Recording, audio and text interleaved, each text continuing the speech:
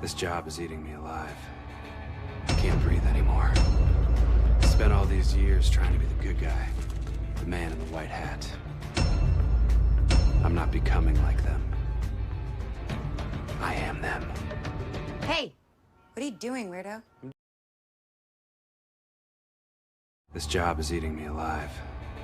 I can't breathe anymore. Since we find out he's actually giving this speech inside the store, what is this cut to him walking outside about? It's a joke, my guy. Deal with it. Doing the best speech from Donnie Brasco.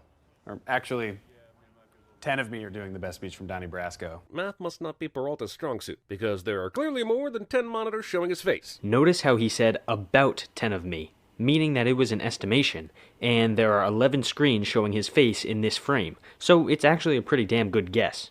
Got lucky. No, I got here 5 minutes before you and figured that in this gigantic electronics store there had to be at least one working camera. And Jake is just bringing this up now, with the thieves still out there? Okay, but the thieves have already gotten away, presumably a while ago, so they're not just gonna run out of the store and start running around the city trying to find them. They're taking their time.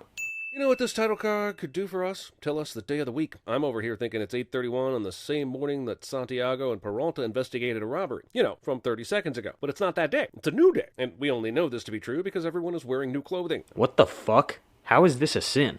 You say that you can tell it's a new day by the change of clothes, so you would think that's enough. But apparently you also need this title card to say it? I wish Captain McGinley never left. He was the best. I know it's the pilot and hasn't found its form at this point, but given all the whooshy flashbacks, this episode is really scrubsy, isn't it? But the show still has flashbacks in later seasons, so it's clearly not an issue of the show not having found itself yet, and I'm failing to see the issue with flashbacks in general. You can laugh at this physical comedy bit involving a baked good. I'm over here looking at this horrifying Tetris-esque crime against paperwork. Maybe these are useless documents about plumbing repair on the 3rd floor from 1978, but goddamn, someone scoop these files out of this locker and stick them in one of the hundreds of boxes this precinct has all over the place. Pointless nitpicking is pointless. Where do we start? What is happening? We start with him.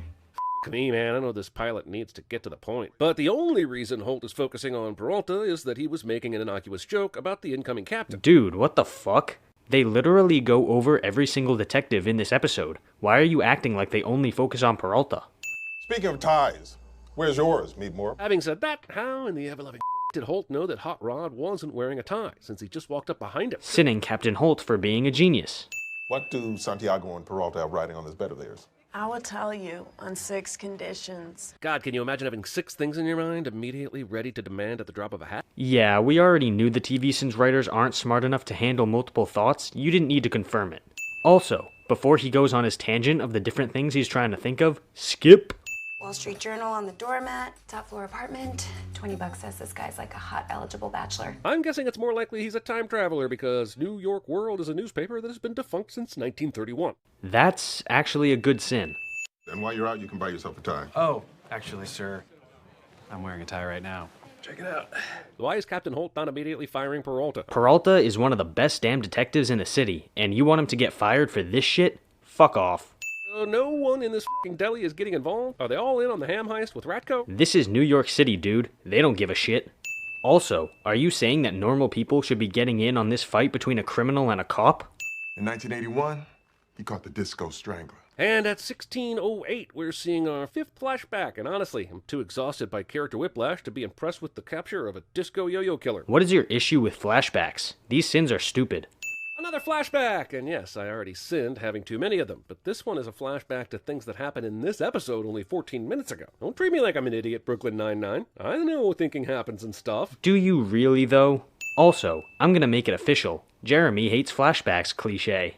Why don't you just go to the movies with me? Why is the entire staff of detectives, including the goddamn commanding captain, out on this stakeout? Sure, it's a big case, but the kind of organization doesn't leave at least one asshole behind. Except you're forgetting about Hitchcock and Scully. Hyper-observant, my ass. Because if you take a look to your left, you'll see Detectives Boyle and Diaz. Right there is Detective Santiago. And behind you is Captain Holt. Fun, cool, right, but how does he know where any of his team would be in this storage maze? Oh, I don't know, Jeremy. Maybe they planned out where each group was gonna enter from.